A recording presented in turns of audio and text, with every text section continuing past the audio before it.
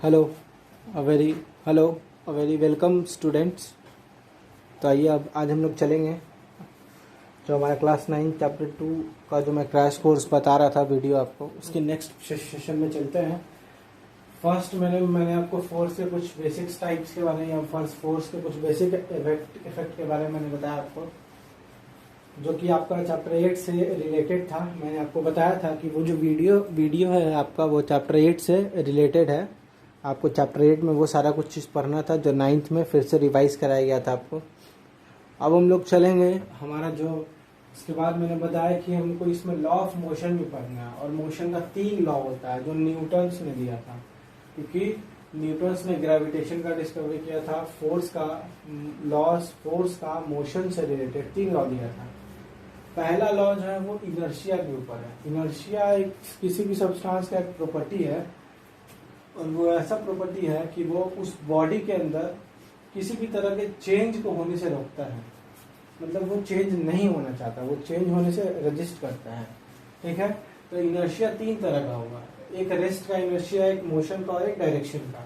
ये क्या है तीनों मैं समझा देता हूँ। इनर्शिया ऑफ रेस्ट ये कहता है कि अगर कोई बॉडी रेस्ट में है तो वो रेस्ट में ही रहना चाहेगा, लेकिन वो कब तक रेस्ट में रहेगा?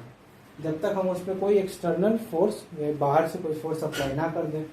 उसी तरह से एक मोशन है, इनर्शिया ऑफ मोशन। एरो का मतलब हो गया same, inertia of rest, motion, direction. Inertia of rest में वो बॉडी रेस्ट में रहना चाहेगा। कब तक रहेगा? जब तक वो एक्सटर्नल फोर्स के द्वारा अप्लाई या एक्सटर्नल फोर्स उस पर अप्लाई ना किया जाए। उसके बाद है मोशन।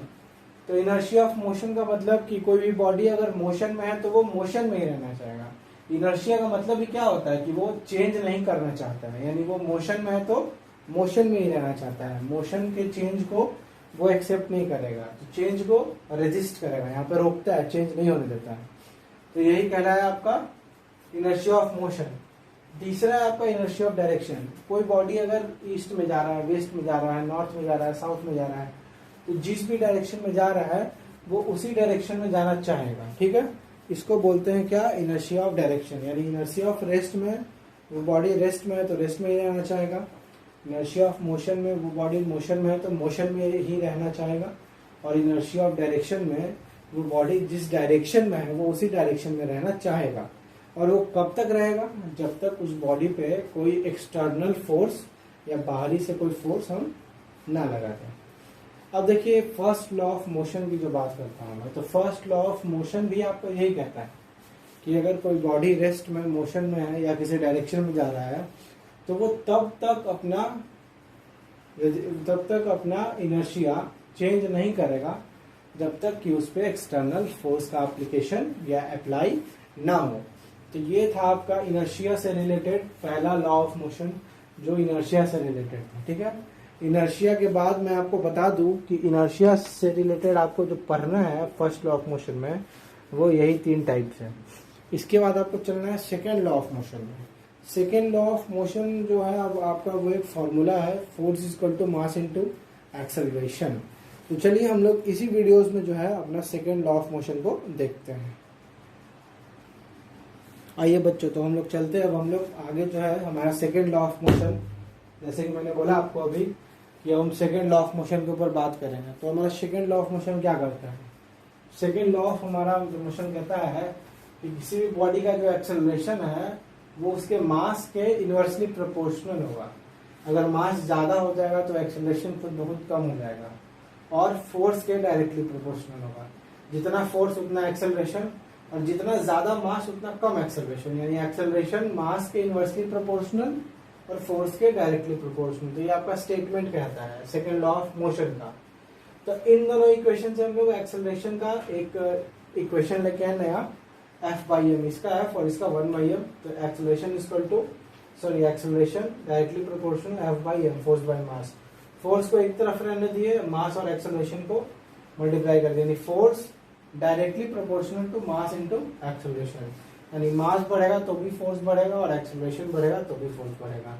अब डायरेक्टली प्रोपोर्शनल का साइन हटाने के लिए कांस्टेंट लग गया, तो यहाँ के कांस्टेंट है जिसका वैल्यू 1 है। यानी जब हटा दिए के का वैल्यू 1 कर दिए तो फॉर्मूला आ गया F = m × a। यानी यही हमारा सेकेंड इक्वेशन ऑफ मोशन है, लॉ ऑफ मोशन का सेकेंड इक्वेशन है, जिसको हम लोग काफी हद तक यूज करेंगे इस चैप्टर में। बहुत न्यूमेरिकल सॉल्व होगा इससे। Force is equal to mass into acceleration, यानी फोर्स मास पे और एक्सेलरेशन पे दोनों पे इक्वली डिपेंड करेगा, डायरेक्टली प्रोपोर्शनल डिपेंड करेगा। तो ये था आपका सेकेंड लॉ ऑफ मोशन। उसी से रिलेटेड है हमारा नेक्स्ट टॉपिक मोमेंटम।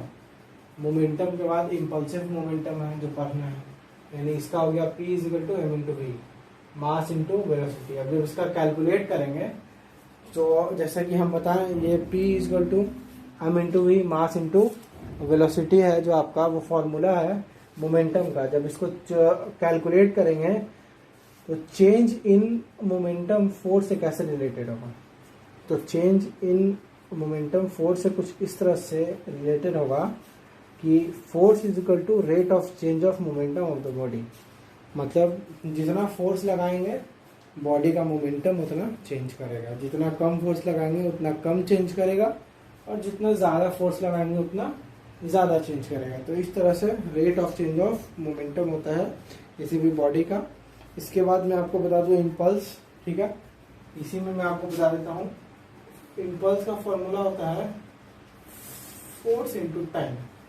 इम्पल्स इससे डिराइव होता है आपका फोर्स मल्टीप्लाई टाइम, यानी फोर्स और टाइम के प्रोडक्ट से आपका क्या डिफाइन होता है यहाँ पे, तो फोर्स और टाइम के प्रोडक्ट से आपका इम्पल्स डिफाइन होता है यहाँ पे। इम्पल्स हम लोग इस तरह से यहाँ पे करते हैं डिफाइन, यानी फोर्स इंटू टाइम का मतलब impulse is equal to total change in momentum.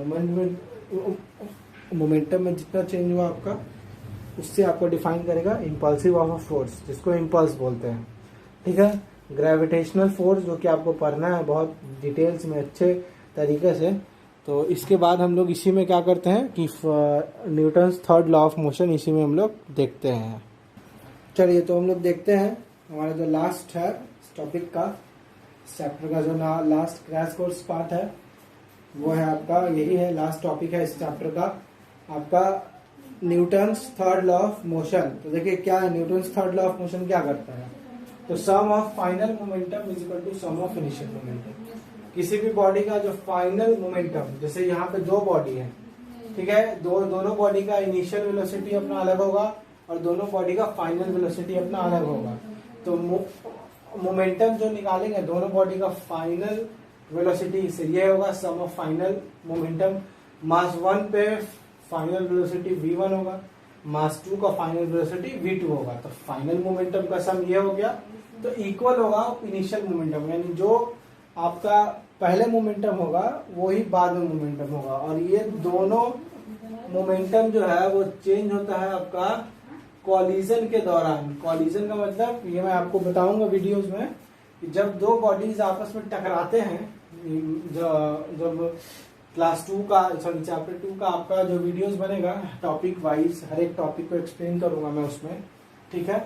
अभी फिलहाल आप क्रैश कोर्स वीडियो देख रहे हैं तो इसमें आपको थ्योरी पॉइंट पॉइंट चलना है। तो कॉलिजन के दौरान वेलोसिटी चेंज होता है, तो जो इनिशियल मोमेंटम में इनिशियल वेलोसिटी जो होता है वो फाइनल वेलोसिटी के जस्ट इक्वल होता है। और मास तो वैसे भी सेम होगा, मास तो चेंज होगा नहीं, तो इसलिए इनिशियल मोमेंटम जो होता है वो फाइनल मोमेंटम के इक्वल होता है, यानी सम जो होता है इनिशियल मोमेंटम का वो फाइनल मोमेंटम के सम के इक्वल होता है, ठीक है। तो यहाँ हम लोग देख लिए, समझ लिए। अब हम लोग इस पे आगे चर्चा करेंगे। अब हम लोग ये जो टॉपिक है चैप्टर यहाँ पे खत्म होता है। अब हम लोग चैप्टर 2 जो है कंप्लीट कर चुके हैं। क्रैश कोर्स PDF भी मैं आपको भेज दूंगा। फिलहाल चैप्टर स्टार्ट करूंगा मैं, तो फिर आपको और अपडेट्स मिलते रहेंगे। धन्यवाद।